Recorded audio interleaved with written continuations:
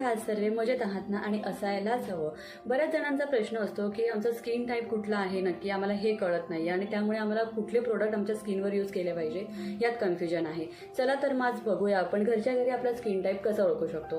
Simple, त्यासाठी तुम्हाला काही जास्त करण्याची गरज नाही. रात्री फेस वॉशने तुमचा चेहरा पूर्ण छान क्लीन करून घ्यायचा आहे. त्यानंतर तुम्हाला कुठलंही मॉइश्चरायझर लावायचं नाही आहे, कुठलं सिरम लावायचं नाही आहे.